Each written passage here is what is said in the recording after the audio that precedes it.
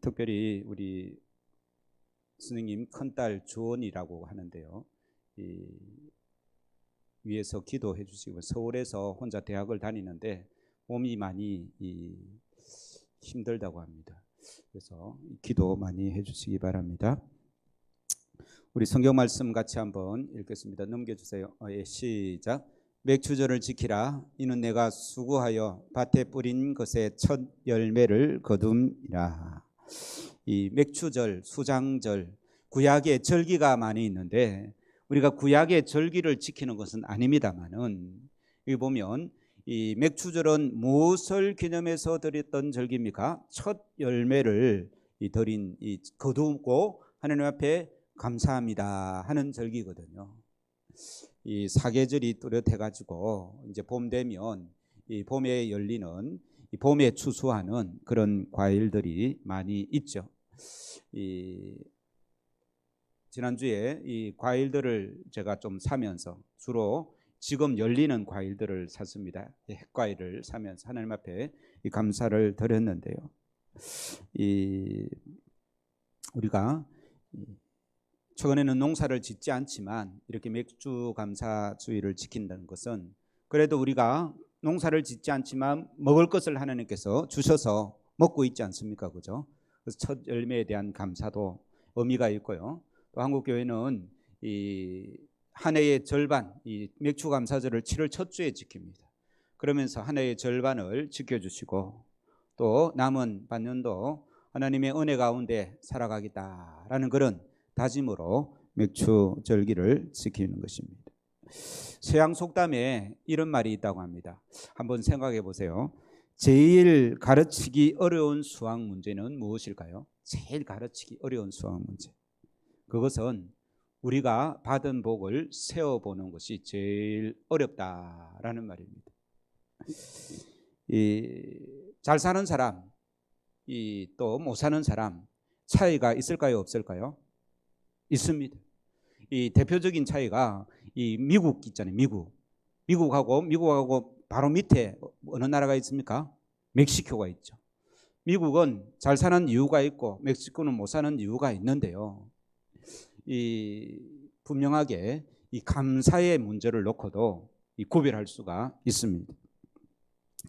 이 멕시코의 어느 마을에 온천과 냉천이 같이 나오는 데가 있답니다. 여기는 뜨거운 물이 나오고 여기는 시원한 찬물이 나오는데 이제 여행객이 그 가보니까 너무 부럽거든요. 한쪽에는 부글부글 끓는 물이 나오고 한쪽에는 찬물이 나오니까 그 동네 사람들이 이제 이 빨래를 가지고 와가지고 이 뜨거운 물에 푹 삶아가지고 씻어가지고 이제 찬물에 헹궈가지고 들고 오는 거예요. 그것을 보고 이제 여행객이 가이드한테 이렇게 물었답니다. 야, 이 동네 사람들은 참 너무 감사한 일이 많겠네요. 이 온천과 냉천 이것만 보고도 참 감사를 많이 하겠네요 라고 그렇게 물어봤답니다. 그러니까 그 가이드가 뭐라는 거 아니요? 아니요, 이 사람들은요 그래도 불만이에요. 그래서 뭐가 불만인 거 물어보니까 비누가 안 나오는 게 불만이더라고. 그렇게 이야기하더라는 겁니다.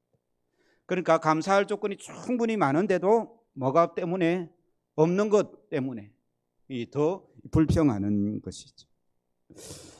그렇게 감사할 줄 모르니 좋은 자원을 가지고도 어떻게 해요? 가난하게 살 수밖에 없는 그런 민족이 되는 것입니다. 이와 반대로 이야기들이 참 많은데요. 오늘은 이분을 한번 누구겠습니까? 혹시 알겠습니까? 예. 이분을 아는 사람이면 평소에 뉴스도 자주 보고 신문도 보는 사람입니다. 지금은 아니지만 그 전에 남아프리카 만델라 대통령, 넬슨 만델라라는 대통령입니다.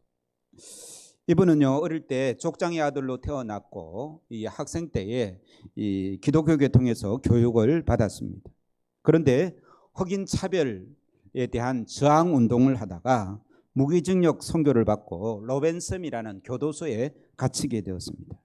그래서 감옥에서 27년간을 감옥 생활을 했는데요. 여기는 감옥이 우리나라처럼 좋은 감옥이 아니고요. 여기 감옥에 가면 대부분 많은 사람들이 죽어 나오는 그런 열악한 감옥이었습니다. 27년 동안 감옥에 있으면서도 계속 이 인권 운동을 했죠. 그래서 1990년에 석방을 이제 했는데요. 이 석방된 이 넬슨 만델라 대통령에게 기자들이 가서 질문을 하는 거예요. 당신은 27년 동안 감옥에서 건강하게 잘 살아남으셨습니다. 그 27년 동안 건강하게 살아남은 비결이 무엇입니까? 라고 질문을 했었습니다. 그때 이 만델라 대통령은 이렇게 대답을 했답니다. 같이 한번 읽어보겠습니다. 시작. 나는 감옥에서 하나님께 늘 감사하며 살았습니다. 하늘을 보고 감사하고 땅을 보고 감사하고 물을 마시며 감사하고 음식을 먹으며 감사하고 혹독한 강제 노동을 할 때도 감사하고 늘 감사했기 때문에 건강을 지킬 수가 있었습니다. 이 27년 동안 이 건강하게 감옥 생활을 했던 이 만델라 대통령이 그 감옥 생활을 건강하게 한 이유가 뭐라고요? 감사했기 때문이다는 것입니다. 성경에도 보면 사도 바울이 자기는 감옥에 갇혀 있으면서 이 초대교회 성도들에게 뭐라고 말합니까? 감사하라, 기뻐하라 그러지 않습니까? 그렇죠? 이 하나님께 감사하며 사는 자녀들을 하나님께서 이 눈동자 같이 지켜주십니다. 평강의 삶으로, 형통의 삶으로 인도하시는 것이죠. 그래서 이 만델라 대통령은요, 출소하자 얼마 되지 않아서 노벨 평화상을 탔고요. 또 노벨 평화상을 받고 그 다음 해에 남아프리카 대통령이 되었던 것이죠. 그래서 이 감옥에 비록 갇혀 있지만 감사했던 이 넬슨 만델라 대통령의 모습을 보면서 감사가 얼마나 힘이 있는지를 우리가 알 수 있습니다. 데살로니가전서 5장 18절 같이 읽겠습니다. 시작. 범사에 감사하라. 이는 그리스도 예수 안에서 너희를 향하신 하나님의 뜻이니라. 성경이 다 하나님의 뜻인데도 우리는 이 성경 읽기보다 꿈속에서 하나님이 직접 말씀해 주는 걸 더 신기하게 생각하지 않습니까? 그죠? 그렇죠, 그죠? 우리 범어중앙교회 성도들은 그렇지 않나 봅니다. 그런데 우리는 흔히 하나님의 뜻이 무엇일까? 성경은 있지만 읽으면서도 하나님의 뜻은 무엇일까? 구체적으로 무엇일까? 나는 구체적으로 뭘 해야 될까? 이제 그렇게 생각할 때가 많습니다. 오늘 본 말씀 보면 하나님의 뜻이 무엇이라 했습니까? 예? 범사에 감사하라는 거예요. 그것이 하나님의 뜻입니다. 그래서 하나님의 뜻이 어디 있는지 많이 찾아다닐 필요도 없습니다. 뭐만 하면 되겠습니까? 대답이 없습니다. 뭐만 하면 됩니까? 네. 그냥 감사하라가 아니고 범사에 감사하라. 범사에 감사하라는 게 범사라는 말은 모든 일에 감사하라. 옆에 사람 한번 보시기 바랍니다. 한 대 지혜 박으면은 욕먹겠죠, 그죠? 누가 나를 지어 박아도 어떻게 해야 됩니까? 예, 감사하라. 우리 그리스도인들은 감사하는 사람입니다. 옆에 사람 보고 감사하는 사람입니다. 한번 해보시기 바랍니다. 예. 이 감사, 주님께서 주신 것들을 헤아려 보면서 감사할 수도 있습니다만은 이 데살로니가전서 5장에 보면 범사에 감사하라라는 말을 우리가 꼭 기억해야 될 줄로 믿습니다. 오늘날의 시대의 사람들은 그 역사상 그 어느 시대 사람들보다 훨씬 풍족하고 여유롭게 살고 있습니다만은 감사는 훨씬 더 부족한 시대에 살고 있습니다. 그렇다면 왜 오늘날의 사람들은 감사가 적을까요? 내가 제대로 감사하지 못하는 이유들을 성경에서 몇 가지 찾아보면 좋겠습니다. 첫 번째요, 감사하지 못하는 이유가 뭐 때문에요? 욕심 때문에. 어느 부부가 이 결혼 30주년을 맞이한 60세 이 부부가 있었습니다. 결혼 기념일에 천사가 나타나가지고 결혼 기념을 축하한다고 30년 동안 부부 이제 생활을 잘 했다고 천사가 이제 이 소원 한 가지씩을 들어주겠다 합니다. 그때 아내는 참 힘들게 살아오면서 여행을 한번 못 갔는데 세계 일주 여행을 했으면 좋겠다 하고 천사에게 이야기했답니다. 그러니 그러던 그 천사가 이제 그 부인에게는 이 세계 일주 여행권을 준 거죠. 근데 이제 그 다음은 남편 차례지 않습니까? 그죠? 남편이 이제 이 아내를 보면서 이 멋쩍게 웃으면서 이렇게 말했습니다. 내 소원은 나보다 30살 젊은 여자와 사는 겁니다. 라는 말을 했답니다. 그러니까 이 천사가 그런 소원을 이때까지 말한 사람 한 명도 없는데 소원을 말했으니 안 들어줄 수는 없고 이 소원 들어주기가 참 난감한데 하면서 별 소원도 다 있다 하면서 이 그 남편 앞에서 날개를 한번 퍼덕이니까 남편 나이가 90세가 된 거예요. 자기 아내가 30살 젊어진 게 아니고 자기가 30살이 더 많아졌다라는 것입니다. 분수를 모르는 욕심에 대한 이 이야기 있죠. 이 사람들의 욕심이 얼마나 허망한가를 이제 말해주는 그러한 이야기입니다.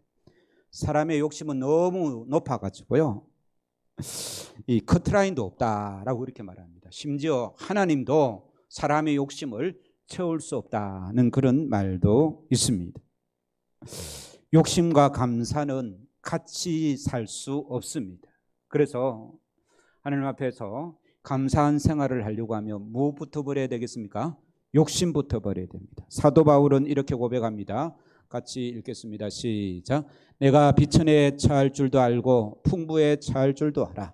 모든 일에 배부르며 배고픔과 풍부와 궁핍에도 일체의 비결을 배웠노라.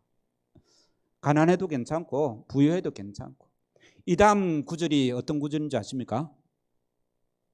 이 다음 구절 여러분들이 굉장히 좋아하는 구절입니다. 내게 능력 주시는 자 안에서 내가 모든 것을 할 수 있느니라. 여기서 모든 것은 어떤 겁니까? 가난하도 부해도 그 이야기입니다. 세상의 모든 일이 아니라요. 그래서 욕심을 내려놓아야 감사가 찾아온다라는 사실을 꼭 기억할 수 있기를 바랍니다. 두 번째로는요, 우리의 감사를 방해하는 큰 적이 비교의식입니다. 비교의식은 욕심의 또 다른 얼굴이죠. 제가 오랜만에 이 신학교 동기 목사님들을 만나면 반갑잖아요, 그죠? 그런데 이 큰 교회에서 목회를 잘하는 목사님을 만나면 반갑다고 말은 하는데 마음은 어떻습니까? 별로 반갑지 않을 수가 있습니다. 저만 그렇습니다. 우리 성도들은 비교하지 않죠, 그죠? 사탄은 이 비교를 통해서 우리를 시기심의 노예로 만들어 버리게 되는 거죠. 그래서 서로 비교하지 마시기 바랍니다. 다른 사람이 상을 받으면 어떻게 해야 됩니까? 그것으로 축하해주고 말아야지. 저 사람은 상을 주고 나는 왜 상을 안 줘? 나도 저 사람만큼은 하는데. 그렇게 비교를 해버리면 자신이 초라해 줄 수밖에 없는 것이죠. 그래서 비교는 감사를 잊게 만든다는 것입니다. 하나님은요, 우리를 사랑하면서 누구 비교해가면서 사랑하지 않습니다. 우리 있는 그대로를 사랑하는 줄로 믿습니다. 하나님은 우리를 이렇게 여기신다는 말씀입니다. 같이 읽겠습니다. 시작. 너희 하나님 여호와가 너희 가운데 계시니 그는 구원을 베푸실 전능자이시라. 그가 너로 말미암아 기쁨을 이기지 못하시며 너를 잠잠히 사랑하시며 너로 말미암아 즐거이 부르며 기뻐하시리라. 우리 옆에 분에게 하나님이 당신을 진정으로 기뻐합니다 라고 한번 축복해 주시기 바랍니다. 네. 다른 사람하고 비교하면 내가 초라해질 수 있지만 하나님은 우리를 비교하면서 우리를 보시지 않는다라는 것입니다. 있는 그대로 우리를 사랑하시는 하나님이다는 것이죠. 그래서 비교의식은 감사를 잊게 만드는 거고요. 세 번째로 우리가 감사하지 못하는 이유가 하나 더 있는데, 같이 한번 읽겠습니다. 염려입니다. 예. 우리가 염려하는 대부분의 일은 쓸데없는 과거의 일이나 일어나지 않을 미래의 일로 염려한다는 것입니다. 그래서 우리 마태복음을 공부하고 있는데요. 조금 더 나가면 예수님께서 5장을 조금 더 나가면 이렇게 말씀하고 있습니다. 시작. 그러므로 내일 일을 위하여 염려하지 말라. 내일 일은 내일 염려할 것이요 한날의 괴로움은 그날의 족하니라. 아멘. 감사를 방해하는 적들, 욕심과 비교의식과 염려, 물론 더 있겠지만 이 성경은 이렇게 정리하고 있습니다. 이러한 이 욕심과 비교의식과 염려를 우리의 삶에서 떠나라고 예수님의 이름으로 물리치는 복된 은혜가 있기를 주의 이름으로 축원합니다. 따라서 해보시기 바랍니다. 욕심과 비교의식과 염려는 나에게서 떠나라. 예수 그리스도의 이름으로 명하노니 떠나라 라고 이렇게 명령하시기 바랍니다. 다시 한번 예수 그리스도의 이름으로 시작. 예수 그리스도의 이름으로 명하노니 떠나라. 예. 그렇게 되면 이러한 이 부정적인 감사를 방해하는 것들이 사라지게 되면 온전히 하나님께 이 감사라는 그 명령에 순종할 수 있다는 것입니다. 오늘 7절 말씀 같이 읽겠습니다. 시작. 그 안에 뿌리를 박으며 세움을 받아 교훈을 받은 대로 믿음에 굳게 서서 감사함을 넘치게 하라. 감사함을 어떻게 하라고요? 예. 감사함을 그냥 감사하라가 아니라 아까 우리 데살로니가 전서에서는 범사에 감사하라 했죠. 오늘 골로새서의 말씀은요. 감사를 넘치게 하라는 거예요. 적당하게 감사하지 말고 분에 넘치게 감사하라라고 이렇게 말씀하고 있습니다. 왜 감사함이 넘치는 삶을 살아야 하겠습니까? 그것은 첫째로 넘치는 감사는 믿는 자의 도리다는 거예요. 세상 사람들은 이 받은 은혜에 감사합니다. 세상 사람들도 감사하죠, 그죠?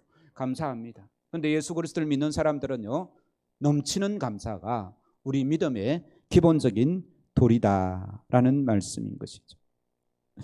에베소서 2장 8절 같이 읽겠습니다. 시작. 너희는 그 은혜에 의하여 믿음으로 말미암아 구원을 받았으니 이것은 너희에게서 난 것이 하나님의 선물이라.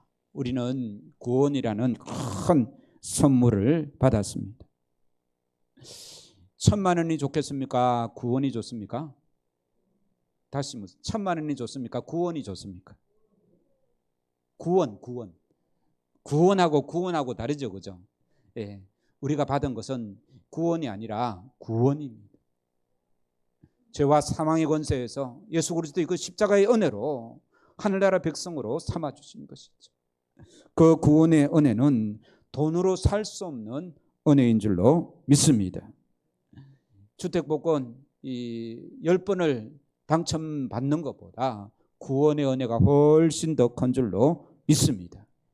그래서 내가 주택복권 당첨 안 된다고 불평하지 마시고요. 우리는 더 큰 구원을 받았기에 감사할 수 있는 것이죠. 이 믿음의 격은요, 감사로 나타납니다. 내 믿음이 좋다 100만 번 말해봤자 소용이 없습니다. 감사하지 않으면 그의 믿음은 이 참된 믿음이 아니다는 것입니다.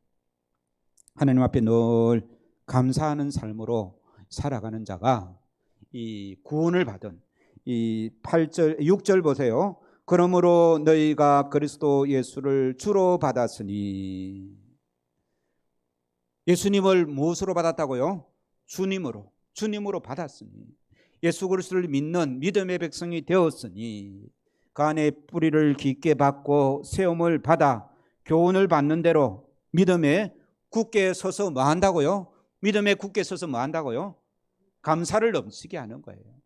그러니까 이 믿음의 이 열매는 무엇으로 나타납니까? 감사함으로 나타나게 됩니다. 그래서 감사가 없는 자는 이 믿음이 올바로 된 믿음이 아니더라는 말씀입니다. 뿐만 아니라 이 넘치는 감사, 왜 넘치는 감사를 하라 했을까? 이 넘치는 감사는요, 이 열쇠, 다른 말로 하면 걸음이 될 수 있습니다. 넘치는 감사함이라는 것은 그 양이나 경우와는 상관없이, 부족함 없이 적극적인 의미에서 지나칠 정도로 자주 감사하고 과하게 감사하라는 뜻인 것이죠. 넘치는 감사의 생활을 해야 한다고 이 강조하는 이유는요, 이 감사함으로 우리의 삶이 더 복되기 때문에 그렇습니다. 누가복음에 보면 10명의 문둥병자들이 예수님을 만나가지고 나음을 입은 거예요. 그런데 9명은 어떻게 했습니까? 우리 아동보건을 설교했죠, 그죠? 다 집으로 가버린 거예요. 내가 이제 병에서 나았다 하고 기뻐서 집으로 갔는데, 한 사람은 예수님 앞에 와갖고 예수님 감사합니다, 내 병을 고쳐주셨네요. 감사하니까 예수님께서 더 큰 은혜를 주시는 거예요. 그의 영혼도 구원시켜주는 거예요. 그러니까 예수님 앞에 나와서 감사하는 자는 더 큰 은혜를 받는다는 것입니다. 그러므로 감사는 복의 열쇠가 되는 것입니다. 어릴 때 이 작은 밭이 있었는데요, 이 기본 이 오이랑 고추를 심지 않습니까, 그죠? 그런데 어느 날 심지도 않은 수박이 이 싹이 나와가지고 열매를 조그맣게 이렇게 맺었어요.